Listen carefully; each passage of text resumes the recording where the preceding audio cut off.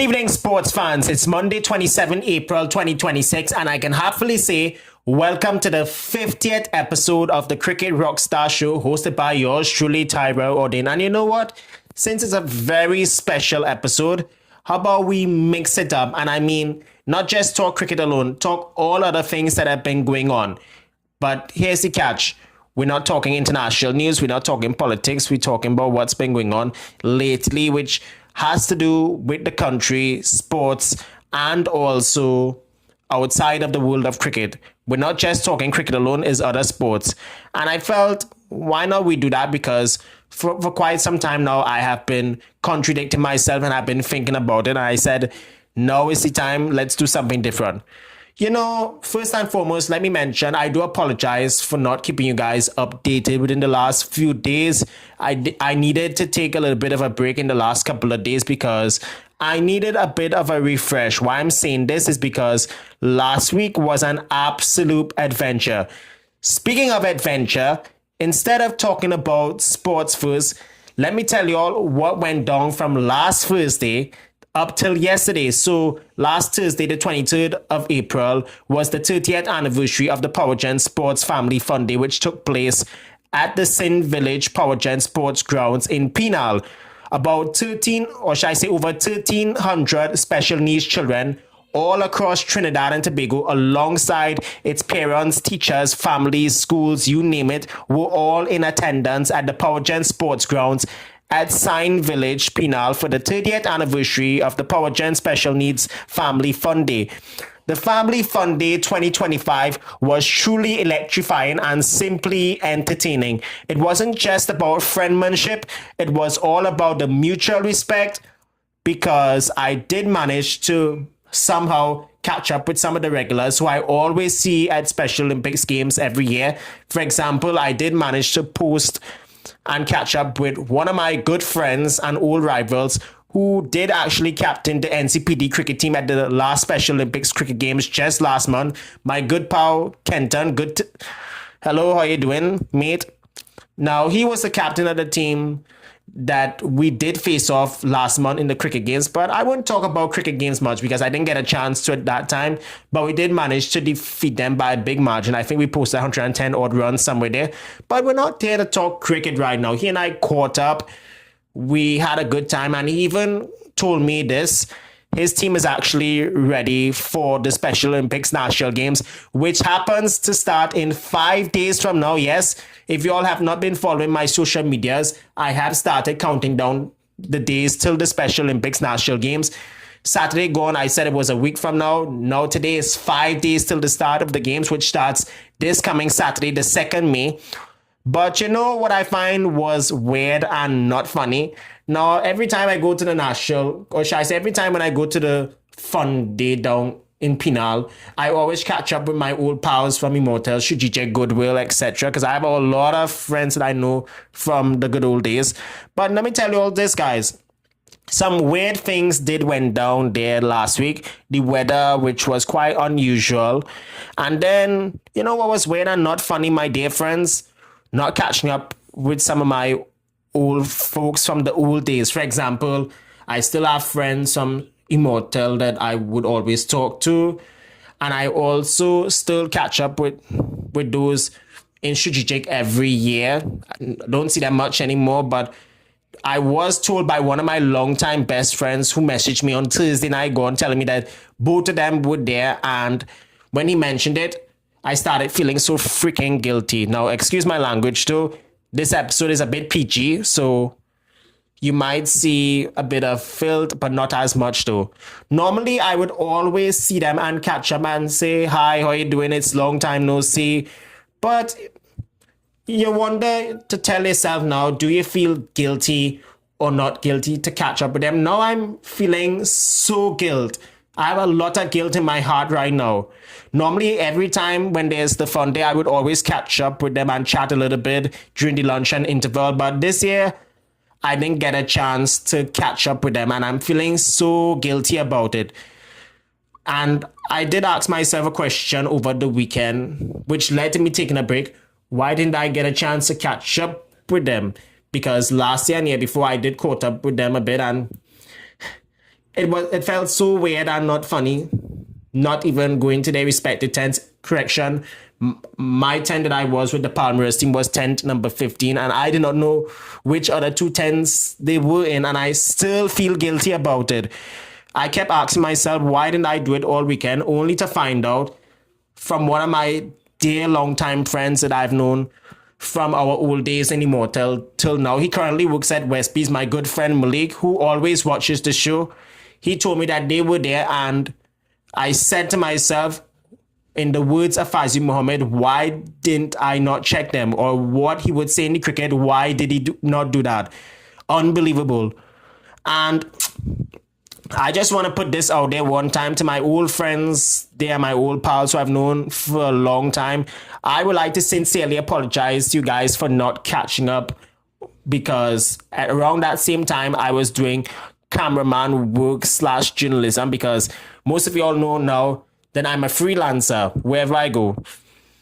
And then I was doing freelancer work for my other old set of folks at Palmeiras, and they were very impressed in the way how I handled the content. And when I got home the Thursday, I got down to business and decided, let me edit out some of the footage because it may have been a bit long, and rather than keep it as it is, just chop it up a little bit. And I want to thank them once again for inviting me, because every time when there's sports and hosting events, they would always count me in. But, it's the first time catching up with them in more than a month, and it felt very weird, but I will not talk about it right now. I wish I had the time to catch up with all of them and chat up and do stuff. You know how I love the old talk, but things have been different kind of lately, and I feel a lot guilty about it. Normally during the lunch and interval, when everybody's in their respective tents, I would always try to have a conversation. This year was kind of unusual because I didn't do it. But unfortunately, when you're doing cameraman work and journalism, you can't stop what you're doing. And that is the thing that I realize now. And I see well-known journalists do the same thing too. And then the inclement weather was a complete jacks on that day. I'm not going to use the last 3 letters because it would be very sensuous. But overall, let me also go on to say this, my dear friends. The 2 main highlights of the day really wasn't just about but one of the highlights, I must say, was the kids having a lot of fun with their families, staff members, you name it. And that wasn't all. It was just about winning medals. If it was Special Olympics or any competition events, those in the top 3 would always get gold, silver, and bronze. But this time around, whenever it's PowerGen Fun Day, everybody gets a medal, and it's a fact, folks.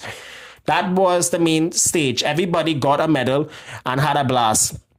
And it wasn't just about winning medals alone. It was about creating memories. Someone who used to teach at my old stomping ground would always tell me that. Even the last hosting gig I had before she went to Canada, she told me the same thing. Continue making memories and live your life to the fullest. But the main highlight for me, though, was the true fanboy moment that I had in the afternoon. In the afternoon, when the events and the races were going on, I managed to catch up with the sports anchor on the nightly CCN TV6 news, who also happens to be a radio / TV cricket commentator, not just for Taj 92.3, but also for Cricket 360, Cricket West Indies, you name it. And that's not all. He's also an MC / presenter at the same time. He used to work for TTT before becoming a full freelancer. And the guy that I'm talking about is Sachin Ramsubag. He last year, mind you, made his debut as a commentator on World Feed Television when there was the regional Super 50 matches that were happening at the Brian Lara Cricket Academy. And he received a lot of praise for it. Now, very interestingly, my dear friends, I have been following Sachin Ramsubag for quite some time, from his days as a sport anchor on TTT to him hosting events for Diwali Nagar, this, that, the other. He also does wedding ceremonies, and the list goes on. And let me tell you one thing, he's a very good commentator and a brilliant MC. Hopefully sooner or later down the road, I do get the opportunity to MC events in public space outside of Palmeiras and Special Olympics, because I've always wanted to be on the outside and become a familiar face on the floor. Or should I say, as what they used to say on the WB, fresh from the frog. I know I'm always one of the hottest freshmen out there. So moving away from PowerGen, which was a blast, and I still do have the medal from the best of the rest, which I will show you guys a bit later on. Moving away from PowerGen Penal Fun Day to 2 days ago. Why I'm saying that is because Port of Spain was in an absolute carnival buzz mode a couple of days ago. And the reason for that, you normally don't see this around the time of year, but it was in an absolute buzz as iShowSpeed, American internet sensation who has more than 50 million subscribers on YouTube and millions of followers on social media, kicked off his streaming Caribbean tour right here in Trinidad and Tobago. And yes, it was streamed live on YouTube. And if I can tell you this right now, let me give you a bit of the stats. When he was here in Trinidad and Tobago for the 1 day, his live hit 4.5 million views.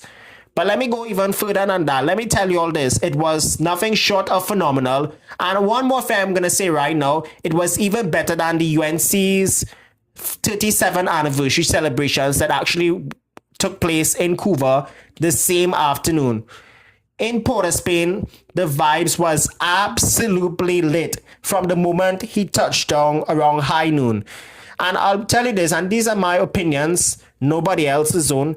Seeing Speed immerse himself in our culture just for the 1 day from the Tassa drumming in St. James, because it was all live on YouTube and I did actually watch it from beginning to end, and this is my 2 cents. It was absolutely crazy the way how he embraced our culture from Tassa drumming in St. James, surprisingly to a casual cricket session at the Queen's Park Oval, which I need to talk about, folks. As a cricket fan myself, after watching it live, I need to say this, it was an absolute masterclass, which needs general appreciation. And big up Queen's Park Cricket Club for doing this out of the blue. Coincidentally, when people found out that Speed was coming here, the Trinidad and Tobago Football Association, that is the TTFA, they organized a customization of a number 7 jersey for Speed. Now, the reason why Speed loves the number 7 is because his favorite footballer is Cristiano Ronaldo, the Portuguese star, and he is one of the star players who used to play for Real Madrid back in the day, Manchester United, and Al Nassr. He even had a stint in Juventus. He loves number 7, let me tell you. And not just that alone, Speed has a lot of fans, not just here in Trinidad and Tobago, but across the Caribbean and the world. He just had a tour in Africa not too long ago, and he started his Caribbean tour with a big bang. And that is not all, folks. From what I saw in the live, he had doubles. He even got to do an interview with what they call him, I forgot his name, but he did also play a bit of the steel pan, had a bit of our own KFC, which, let me say, I think the KFC here in the Caribbean, especially here in Trinidad, is the best, especially the meat. I know there are a lot of people that are saying that there's so many good KFCs all across the world, but in my opinion, the KFC chicken here in Trinidad and Tobago is the best. If you look at the statistics too, especially with the views, his live stream, as I mentioned earlier on, was 4.5 million views. And this is research I did. Coincidentally, his 4.5 million views did actually make the trends on YouTube. In contrast to another event that happened in South Trinidad, which was the UNC report to the nation. Now, I'm no fan of UNC nor PNM. Let me put that disclaimer out there one time. Their report to the nation, especially those in government, was only 45,000 views worldwide on all social media platforms, whether it's YouTube, television, which I think was televised on TV6, and the list goes on. Truth must be told, and this is my opinion, nobody else. In my opinion, UNC's meeting was targeting the usual specific domestic voter. And I'm not going to mention no race, no religion, because we all know who it is, but I'm not going to go any further. We all know for a fact that they're the usual suspects who does always follow those in yellow, or the so-called yellow is the code, but I don't really give a F about those in yellow or in red. That's my final answer. But coming back to Speed, his viewership on Saturday down here in Trinidad, which was absolutely staggering. Let me tell you, thousands of fans, not just children alone, teenagers who watch him, also adults as well, and a lot of celebrities worldwide always watches this young man whenever he does his streams, whether if he was in Africa, now he's here in the Caribbean, or anywhere in the globe. This lad is all over the place, let me tell you. And it's not just that alone. Speed connected with the heartbeat of the younger generation, or as what people would say, Gen Z. Now, I was born in the Gen Z era, which was between 97 to 2012. I was born in 2002, and I have a twin, and I'm proud to be Gen Z and on the autistic spectrum. It's a fact. And that's not all. His connection with the younger generation in a way that traditional politicians simply never mastermind. And I'm not talking about politicians in Trinidad, whether it's UNC, PNM, or even the PDP, or in the US, Republicans, GOP, MAGA, Democrats, Liberals, Independent, you name it. Nobody really gives an F about politicians anymore, unlike in the old days. The content creators, they're the ones that set in the platform, not just them alone, even independent journalists, because who really watches mainstream media anymore? What truly made Speed's appearance, and coming back to him again, was absolutely superior was the global visibility which provided for Trinidad and Tobago. With millions watching his move all across Port of Spain, his shoutouts to local food, music, and even his hilarious cricket commentary. And I hear a lot of Indians have been trolling Babar Azam. Even Speed, his favorite cricketer, is Virat Kohli. And I mentioned on X, Virat Kohli has about 4 or 5 centuries at the Queen's Park Oval. Coincidentally, I remember attending a Celcon Mobile Cup match in 2013 where Virat scored a match-winning century and was leading India during that time because MS Dhoni had gotten injured in that tournament. The next time he scored a century at the Oval was 2017 against a woeful West Indies so-called B team. And they literally whooped their tail on that day. 2019 was the third time I saw Virat score a century in the Oval. And I was very happy to watch all those three together. And this is why Virat is one of the modern greats in cricket though. And he evenly took a dig at Babar Azam. And we all know Babar is rubbish nowadays. He's not like his old self of 2019 to 2022, 23, you name it. But to put Trinidad and Tobago, Speed put our country right back on the map for a whole new audience. If I'm not mistaken, the last time any content, in fact, there's been a lot of content creators within the last few years that have been coming to Trinidad and Tobago. The other big celebrity who was here not too long ago was, I think, one of the actresses from the recently cancelled Law and Order Organized Crime who played Stabler's partner in crime in Organized Crime. I'm not talking about SVU because who really gives an F about SVU nowadays because it's rubbish. But her and this other guy who I think took his life 10 years ago, Anthony Boudin, literally put food and the carnival vibes on the map. And we see a lot of American celebrities coming down here every year just for our culture and for the vibes. But not really every year though, because this so-called US Embassy always putting out a whole set of adversities. But the truth is, Trinidad and Tobago is truly one of those tourist destinations here in the Caribbean alongside Barbados, Guyana, Antigua, St. Lucia, Jamaica, etc. Those who want to bad talk the Caribbean can go to hell. Like seriously, go to hell.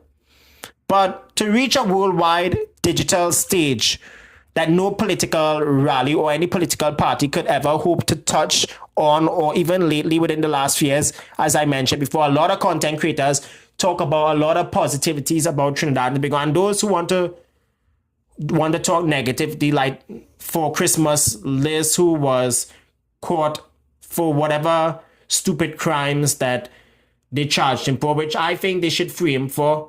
He's just trying to expose those idiotic criminals who always try to jackass the scene. Like seriously. But spreading positivity, content creators, I should say, spreading positivity about Trinidad or any other Caribbean island is a big plus, and I give them a thumbs up for it. All I want to say about Speed's one-day visit to Trinidad and Tobago, he should have visited the entire island. He visited Port of Spain and went around all the different areas. He even was at the lookout right on Lady Young Road. And I find the next time he comes down to Trinidad, whenever he comes down later down the line, I think he should do a proper tour to the country. What he should have done was come carnival time, because it was absolute vibes. And overall, I would like to see more people in Trinidad and Tobago, not just around Trinidad, but around the Caribbean, do more research on content creators, especially those who have millions of views and even those who are involved in independent media. Please do a research on them rather than following traditional media, because traditional media nowadays is a piece of propaganda. And to those who continue to post rubbish on social media, please stop it. Stop that and just focus on the positivity. So folks, moving away from the good vibes now, back to sports. And I said this episode is a plus because we're not just talking IPL cricket alone, we're talking European football as well. From the English Premier League to the Serie A to the La Liga to the Bundesliga, you name it. And later on, we're going to be discussing the NBA too. But we need to talk about the IPL because I have not got a chance to do a short IPL video or any of that in a while, as I was on a bit of a hiatus. But we're going to start in India with the IPL because this past weekend was an absolute roller coaster. From nail-biters and thrillers to eliminators to lopsided performances, you name it.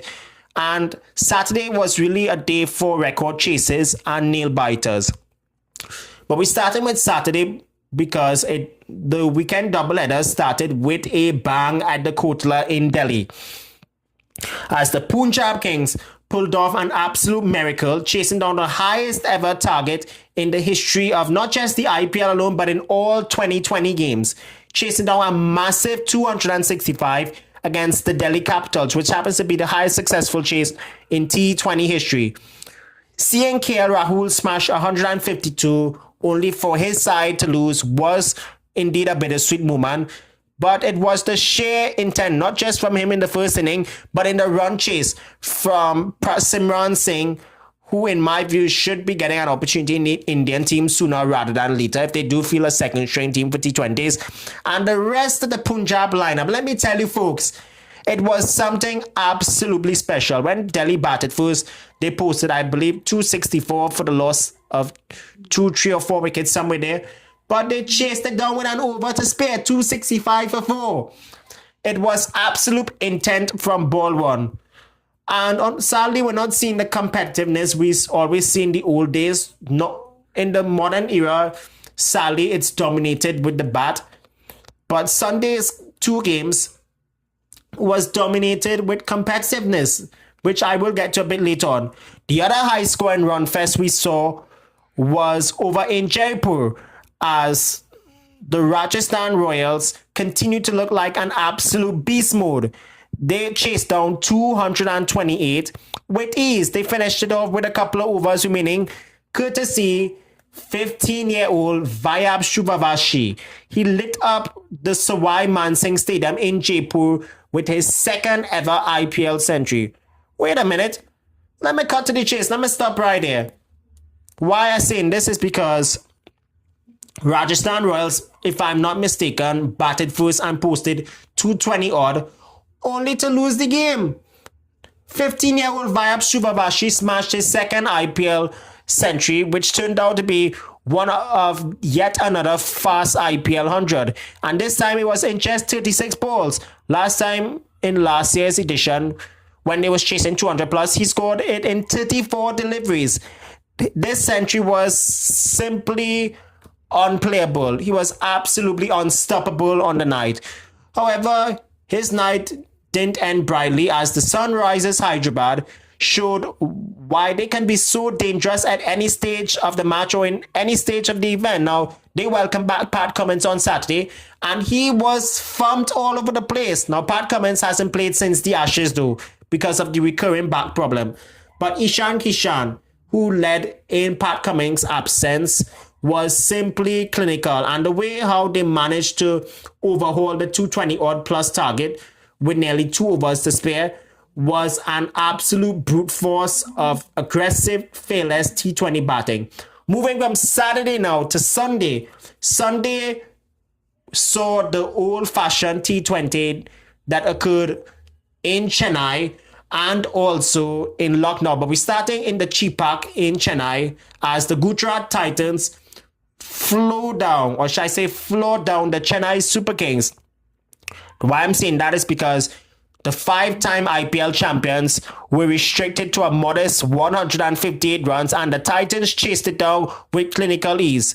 While it was great to see Sanju Samson reach 5,000 runs in his IPL career and the fastest Indian to do so, the Super Kings batting, just like in the last several games, lacked the spark and the entertainment that was needed to defend their home turf. And if I have to sadly say this, the Cheepak has been breached within the last year or two. But Chennai's homeboy from Tamil Nadu, who is from Chennai and represents the Titans, Sai Sundasar, he played beautifully with a composed knock to ensure that the Titans crossed the finish line without any dramas whatsoever. And in the weekend finale between Lucknow and the Knight Riders, the winless Kolkata Knight Riders, I should say, was truly the most dramatic game of the IPL so far this season. The second or third dramatic game I've seen. For the first time since last year's edition of the IPL, a match had to be decided in a one-over eliminating super over after both teams finished on 155 after their respective allotted 20 overs, which led to the high-stakes eliminator. Riku Singh proved once again why he's the ultimate finisher, guiding KKR to victory after a very tenseful end to regulation. But watching Moshin Kumar take a 5-wicket haul earlier on in the match, only for it to end in a losing cause, really shows why cruel and unpredictable T20 format can be. But we cannot end without talking about the magician Sunil Narine.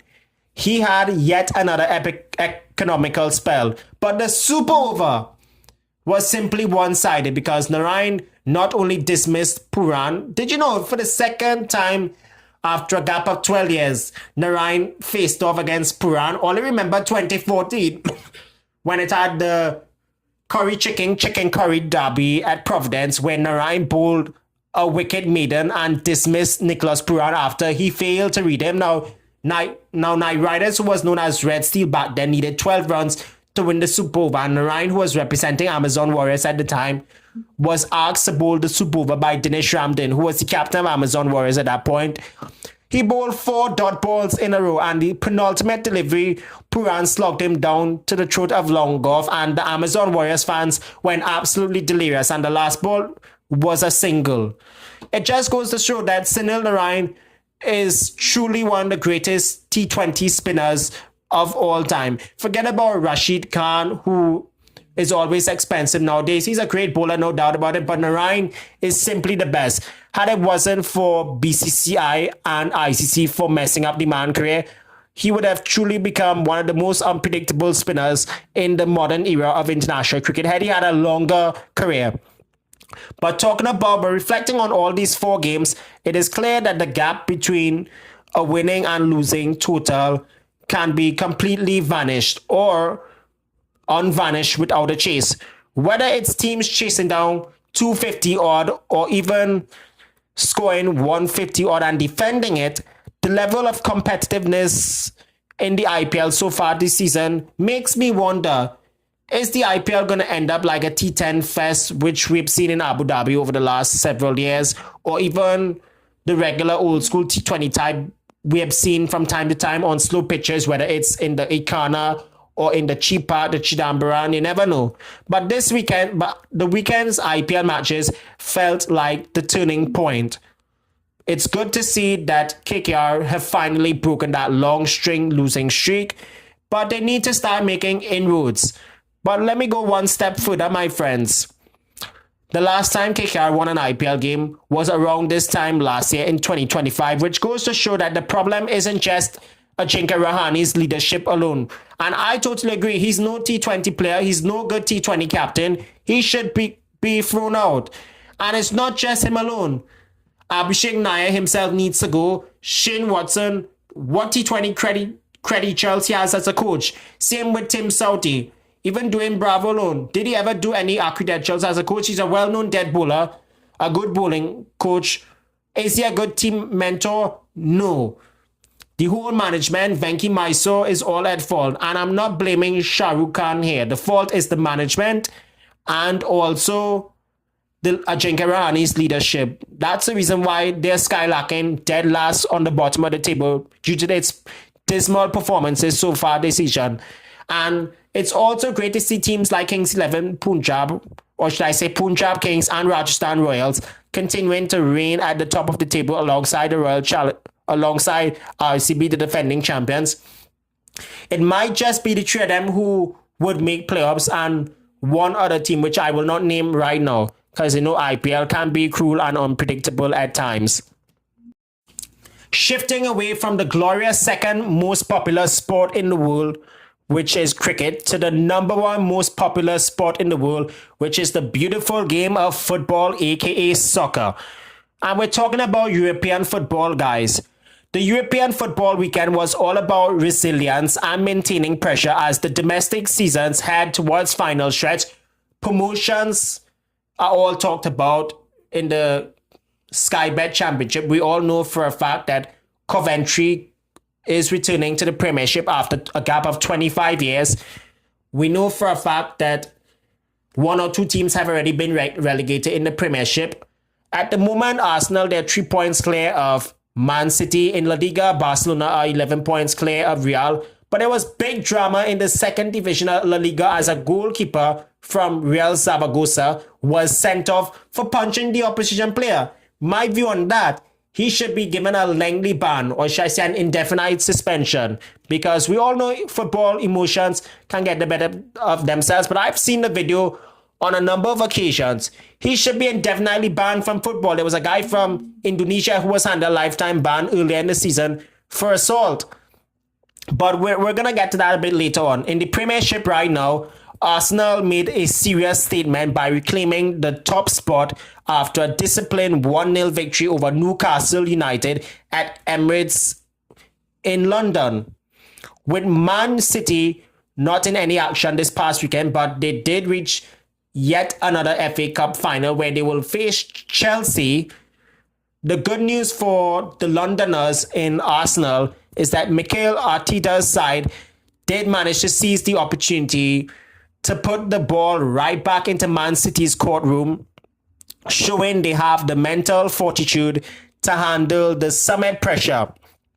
Liverpool, on the other hand, they also kept their hopes alive, but in my opinion, at this time, we can say they do have an outside chance following a convincing 3-1 victory over Crystal Palace at Anfield, ensuring that the title race remains a 3-horse spirit to the finish line. Now, don't forget Manchester United. They were in action earlier today, and I think they may have won their match, but I'll have to discuss this in a subsequent video. But just a little reminder, folks, a few weeks ago, Arsenal, who had a 73 had a big lead, I should say, or should I say Arsenal, who currently has 73 points, 3 points clear of Chelsea, they currently at one stage had a big lead at the top of the table at one stage. However, they did squander a couple of matches, which led to Man City coming back into the title race, which now I can say is going down to the wire. The good thing is currently Arsenal are 3 points clear of City, who has 70 points. Now, had they been in action this weekend, they could have stayed at the top of the table. But when you have domestic competitions like FA Cup or even the Carabao Cup, you're going to have to miss in action. Moving from the Premiership to Bundesliga, the storyline over the weekend in Germany was Borussia Dortmund's 4-0 thrashing of Freiburg in what happens to be their 1,000th match at home in the Bundesliga. Nicole Kovai's side didn't just celebrate that absolute walloping to celebrate its anniversary. They even also punched their tickets into next season's 2026-2027 UEFA Champions League.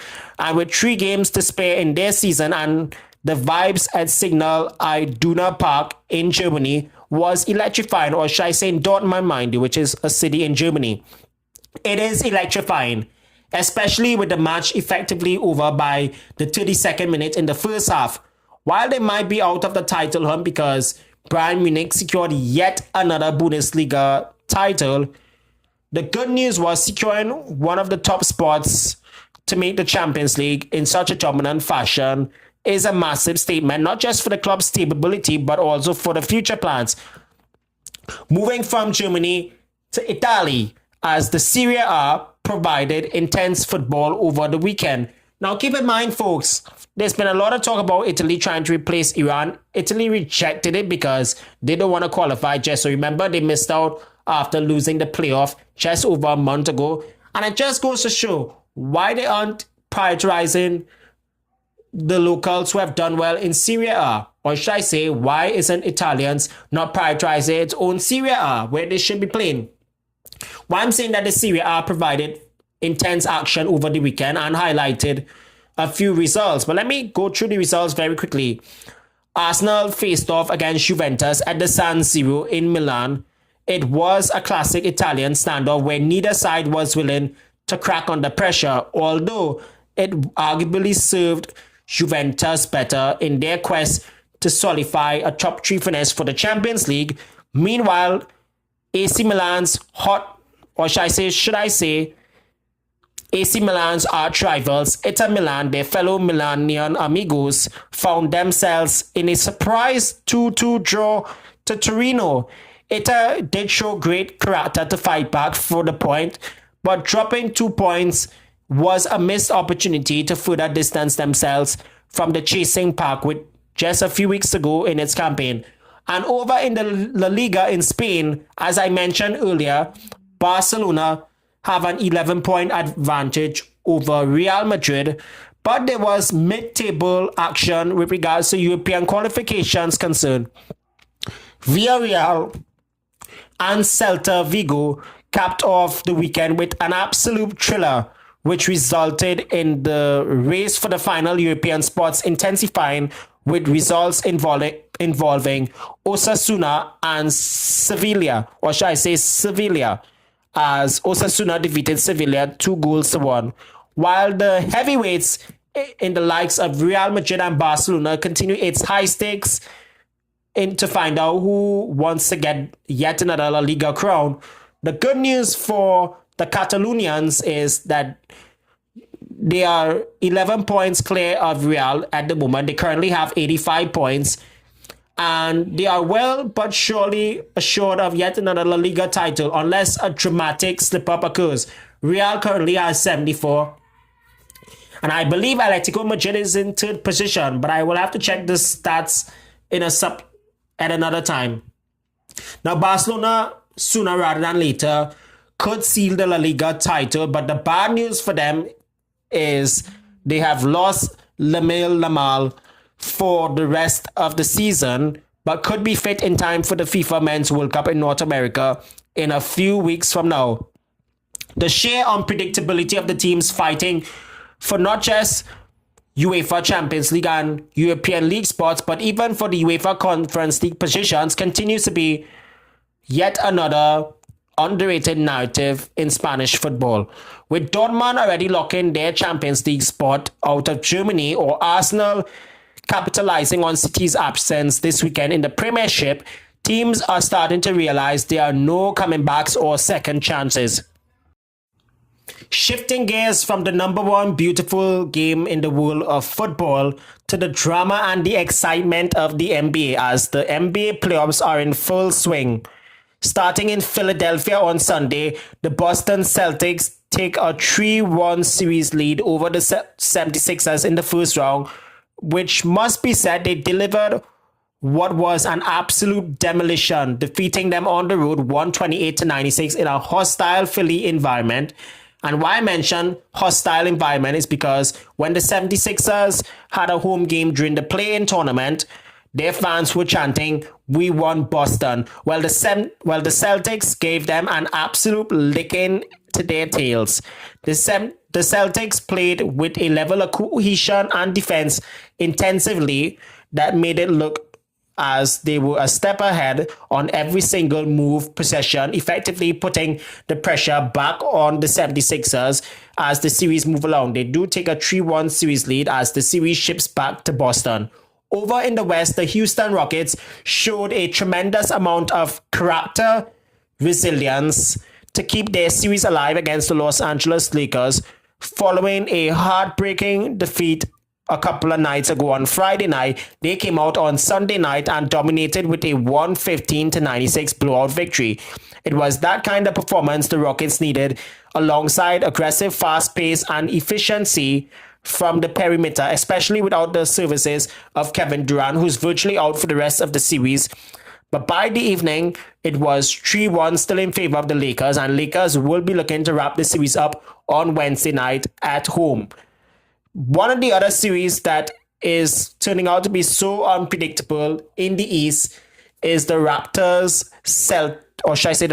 Cavaliers series. Now, at the start of the first two games, Cleveland had a 2-zip lead, and the Toronto Raptors, with so much support at home in Toronto and also in Jurassic Park, where they always have watch parties every year.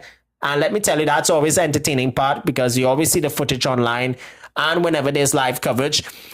They proved to be the most stubborn, unpredictable team in the Eastern Conference at this point. After dropping the first two games in Cleveland, Ohio, they defended home court once again with all the positivities in the world, with a close 93-89 victory in what was a classic close playoff game. Ugly at times, physical, and also very decisive by who wants to lose balls even more, to have the series level at 2 apiece and heading back to Cleveland with all to play for the last 2 to 3 games, so it you just never know. But that changes the dynamic now, not just because of the matchup, but the series on the whole. As the Cavaliers, now they are back to home court advantage for Game 5 and possibly 7 if necessary. They are on notice. But Saturday's action provided its own set of fireworks, specifically with the New York Knicks making a statement in Atlanta. Their 114-98 victory over the Hawks was a testament to its depth and ability to mute a rowdy crowd on the road. Meanwhile, the Timberwolves continued their impressive run by handling the Denver Nuggets 112-96. The Wolves are playing with a chip on their shoulder energy that makes them look like the legitimate threat that can make a deep run in the playoffs, especially with the way how they have shut down high-powered offenses over in the last few games. And with that said, that's going to wrap up this very special 50th anniversary. What? And that's, my dear friends, is going to do it for the very special 50th episode, or should I say the all-new edition of the Cricket Rockstar Plus show. And from now on, I'll not just be talking and covering cricket alone, but with the FIFA World Cup coming around, I am going to be covering a lot more football. And with the NBA playoffs in full force, I'll also be covering basketball on the show. But before I go, I would like to take this moment to publicly thank all of my dear friends, family, teachers, teammates, you name it. Without you guys, this show wouldn't have not been in existence. That is number one. And number two, I would not have existed, to say the least. Without the support of you guys, I wouldn't have been nowhere where I am today. And as what the Calypsonian Devon Seals would say, don't jackass the scene. And as what I would always say at the end of the show, always check in with a family member, a dear friend, a relative, a teacher, etc., or even a teammate to see if they are okay. Life is very short. There's no time for fighting and fussing. Speak to your dear friends, mates, colleagues. Put your arm around them. You never know who might need it. Or as what the judge Greg Mathis would always say, life is rough, we have to make do. As I'm saying here, put your hands around it, put your arm around your teammates, make sure that they are okay. That's it. God bless.